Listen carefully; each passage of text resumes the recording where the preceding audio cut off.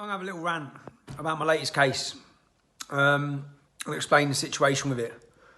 This is a case at the High Court put against me by Jamal's lawyer, Mohammed Akunji, who sent extremists after my family to threaten to kill them, etc.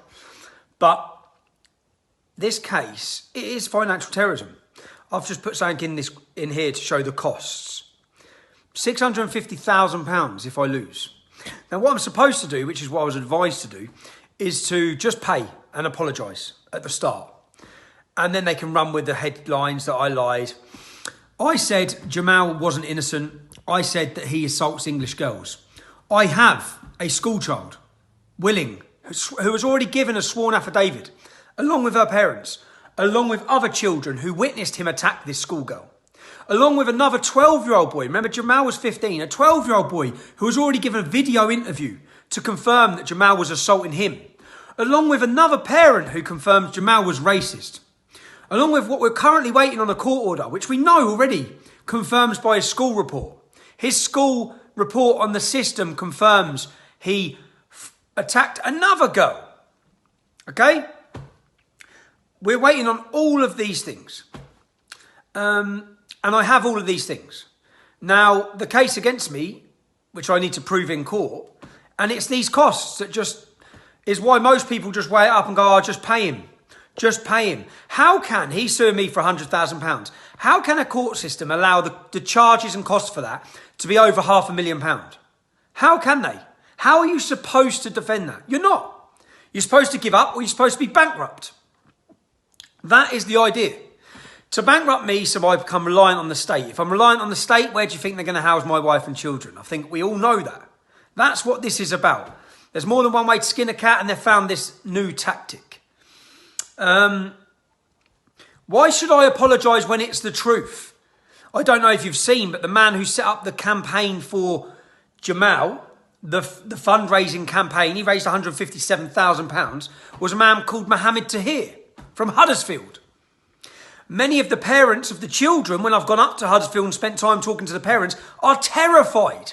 They're terrified because of what happened to Bailey's family. They were driven. They were made English refugees. They were driven from their home. They're terrified because of all the threats to rape and murder people that come. They're terrified because, as they've told us, they're all heavily linked with heroin dealing gangs. Mohammed Tahir from Huddersfield set up the donation campaign.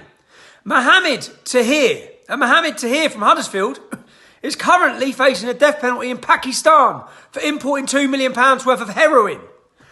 You can see why people are concerned and worried and fearful. Yet I still have children, sworn affidavits. I still have children willing to come to court because they know the way the media played this entire story was wrong. They know Jamal. They know Bailey as well. They know the portrayal given to the British public was bullshit. It was lies. I done what every decent journalist would do. And I investigated and I spoke to parents. I spoke to one parent who confirmed, and I have the confirmation of all of the story. I spoke to her on the phone. But I do have people willing to come to court. The reason I'm making this video is because they believe they can expense you out of being able to, just to get into court. I'm back in court now in February. The cost for that is another £60,000. It's £60,000. What? Now, to get up to my fighting stage, as you can see on my thing I've just put in, it's 219 grand. It's insane. If you want to support, if you can support the fight for truth, because that's what this is. If I pander on this once, okay, then they're going to throw these at everything I've ever said. And everything I've ever said is the truth. But they expense you out of it. I need to win this case. And I will win it. If this goes to trial, I will win it. I will win it. I know people say the court system's corrupt. Not with his school report. Not with confirmation from the school, which we've yet to get, which we're waiting on getting, which haven't given us it yet. So we're having to go get court orders and all sorts to confirm what we know. And we know it because we've spoke to teachers. We know it because we've spoke to dinner ladies. We know it. We know what we said is true. If you can support it, it's www.supportingthetruth.com. I'm going to be holding fundraising events.